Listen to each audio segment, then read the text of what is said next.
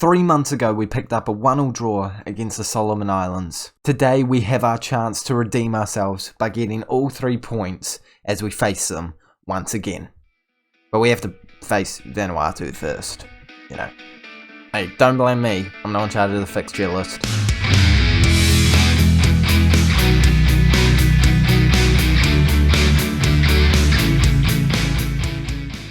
Hey guys, and welcome to the second episode of the FM21 New Zealand Road to the World Cup with me, Raxo FM, where today we are facing Vanuatu and the Solomon Islands in our next 2 games in the World Cup qualifying round in our group.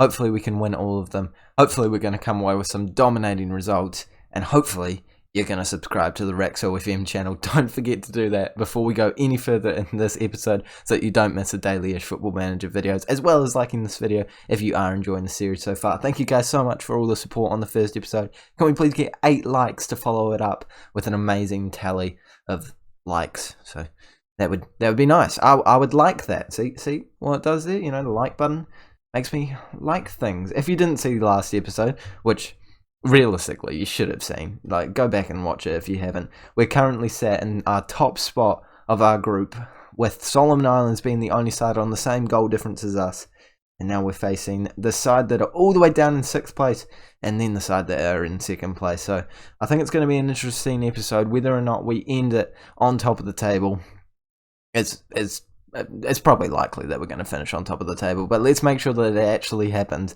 by coming away with an early win against Vanuatu here. I don't have too much to talk about before each game. I just kind of got to go straight into it. It's bad for me, good for you guys. You don't have to hear me talk so much. We've got this squad for the next game. It is quite rotated, and that's because we don't have as many needs to play our best players, and I felt really bad saying that, and I've just realised that actually, when we switched it up to a slightly different approach in the last game, it really helped us out. So I'm going to focus play down the left and the right. But that's the only tactical change we're making, aside from a lot of substitutions. So we've got Chris Wood up top still, but I'm definitely bringing this man off at halftime so that he is fully fit for our next game against the Solomon Islands. And we've got McCowart, Thomas, Rojas, Rufa, Lewis as our new midfield duo. We've got Payne in right back, Boxall coming in at centre back, Reid at centre back as well. You know, I'm actually even thinking about bringing Reid off. I think he'll be okay. We've got Cacace still at left back and Marinovic in between the sticks. You know, no, actually, I'm going to bring Wood in. He deserves a wee run in the squad. That's our squad that we're going with. We've got, obviously, a bunch of quality players on the bench. I mean, as quality as you can be if you play for the New Zealand national team. But to be fair, I've picked a really good team, and we had a decent first game. So let's hope that we can follow it up with a win. This one's at home, so that's going to give us the edge. I'm expecting a big win here. Maybe 3 or 4-0. The goal difference could be crucial at the end of the qualifying round. But we're only going to need to worry about that if we drop points. So let's just make sure that we don't drop points in the first place. But they have just shot the ball early on in this game just wide of the post, and maybe that is a sign, just like it was when Fiji scored in the last game, to show our opponent a little bit of respect, because I'm not really showing our opponent a lot of respect. To be fair, we are easily the best squad on paper, but it just doesn't seem to be going our way right now in this game. But we do have an opportunity. We're on the ball. Lewis playing it forward to Rojas, not his best pass he's ever made, and they play it all the way back to their goalkeeper. Try and flick it on, but we pick it up. And Payne's calm, cool and collected, plays it back to Wood. And we haven't seen a goal from a pass back to the goalkeeper for quite some time, but it used to be something that happened all the time on our channel. Let's see if it happens today. We passed it back to Wood, and we've picked it back up, Rufa, into Lewis, trying to redeem himself for that average pass he has, as Wood puts it on to Ryan Thomas, and we're now 1-0 up, and we have gotten the goal from paying it back to the goalkeeper. I don't know if this is Wood, because it's two Woods. It can't be. It also could be. It could be Wood. Oh, I think it's just Wood. I'm really sorry to Wood or Wood if you're watching this. Wood or Wood, if you're watching this, let us know down in the comment section below that you're watching, and then tell us how to say your name. Rojas has just won us a penalty, and now it looks like we're feeling a little bit more comfortable. Chris Wood's gone 2 penalties now in 2 games. Can he score 2 and 2? He can. He is the best striker in the entire competition. Of course he's going to be scoring those penalties. He's got an assist and a goal in today's match, playing extremely well, and I feel confident to bring him off for the second half. Don't feel the need to have him as an impact striker up top. Well, he's not really an impact striker. He's kind of like the best player of all time for New Zealand. Well, maybe not the best player of all time, but he's got to be up there. I mean, I think traditionally people would say Winton Rufer would be the best New Zealand player of all time, but an argument can definitely be made for the man up top, Chris Wood, but he's coming off now. He's not even that tired, but I just really don't want to have him being tired for that next game. I want him fully fresh. He needs to be able to score a bunch of goals for us there, so I'm playing it safe and bringing our star man off. 50 minutes gone in this one, and I'm expecting some more opportunities in the second half. I mean, we don't have our star man on anymore, but we can still score goals, and Bevan almost does exactly that. He could have really solidified himself in the squad if he had a good performance here today. He still can, but I'm not so sure after that headed miss. And with only 25 minutes to go, I see this is the difficulty of commentating games. You know, you got to do quick maths, like 90 minus 66. That's hard. And don't you try and tell me it's not. We all know that's a challenge and a half. We're going to bring Rojas off. He's looking quite tired. A player that played in the last game as well. Did a really good job in the last game, getting a goal and an assist, as well as a penalty win here. He's definitely been playing well for us. He deserves a wee bit of a rest. And I'm thinking the next player to come off is going to be Winston, Reid, or Clayton Lewis. What's happened there with him? I have no idea, but he might have to come off, even though Boxall's looking tired as well, but I'd rather bring Reid off. But let's focus on them shooting the ball right at our goalkeeper. And you know what? I'm going to demand more. I want to see some more opportunity. For goodness, I demanded more, and it's created an end of an opportunity for us. I'm not happy about that. Not happy about that at all. We're going to give Bill Tuiloma a chance in that deep line playmaker role. Not exactly his most comfortable position, but one I'm sure he'll do a decent job in anyway. I really wish I didn't press demand more there. I think we would have scored from that. Shoulda, woulda, coulda. Hindsight's a beautiful thing, boys and girls. Barbaroos is playing it back to the goalkeeper. It's not a real highlight, so we're not going to see what happens here. And 5 minutes go. I want one more opportunity. I want one more goal. I want one more point for the goal difference. It's not going to happen, is it? I mean, a 2-0 win is decent, but we should be battering these teams. And maybe I'm overcomplicating it from a tactical point of view. I love that I'm winning games and I'm actually concerned. Like, I should be comfortable with this. But just, high intensity works for now. But with the better teams, it's worrying because it's not realistic against like the Frances of the world. We're not going to win games by gegenpressing. Maybe we should tone it down a wee bit. But if it works, it works. I don't know. Maybe let's just go on to... maybe not play to the wingers. I don't know. See, this is the thing. You know, this is what happens when you make a YouTube channel for football manager content, and then you're not actually that good. We're going to drop the line a wee bit deeper. That's all I'm going to do. That's all I'm going to touch, and we're going to simulate forward to play our next game, which is against Solomon Islands. I love that we drew that game against them previously. I mean, I am 100% confident that we're winning this next game. But it creates a wee bit of drama, and let's be honest, when you're versing Papua New Guinea, Tahiti, Solomon Islands, Vanuatu, and Fiji, it is very difficult to create some drama. The ultimate match is now upon us. New Zealand versus Solomon Islands. I mean, you could probably argue that the ultimate match was actually the game against Fiji in the first one. I would actually agree with that, but you got to create intensity somehow, as I said before. Taking a look at the other group, we can see New Caledonia and Samoa seem to be the dominant forces. To be fair, Samoa has played 3 games though. Fiji are definitely the second best team. And so Solomon Islands are going to put up a good fight, but I'm pretty confident that we're coming away with the win here. And this is the squad that we're going with for it. Something to think about for the next selection. I would really like another right-sided player. I know Barbaroos can play out there, or just another general winger. Like, I mean, I like McCowett, don't get me wrong, but I don't think I need this many central midfielders. I think Bill Tuiloma just doesn't do anything for us. Like, I'm sorry, mate, but I don't think you do anything. He doesn't fill a gap as a centre-back. We don't play too defensively. We should be playing defensively focused. Maybe he's good if we play with a CDM, but we're playing with cams at the moment, so it makes much more sense to play him out for a winger. So that's something to keep in mind for the next one. But this is the team that we're going with. It's a very strong 11. Chris Wood, Barbarouzes, Singh, Rojas, Thomas, Bell, Kerwin, Reid, Smith, McGarry, Marinovic. The only player in there that I wouldn't be starting in a major competition would be McGarry, but even he is going to do a great job in left back today. We're doing the Gegenpress again. Let's hope that we don't get too tired. Let's hope that we score some goals.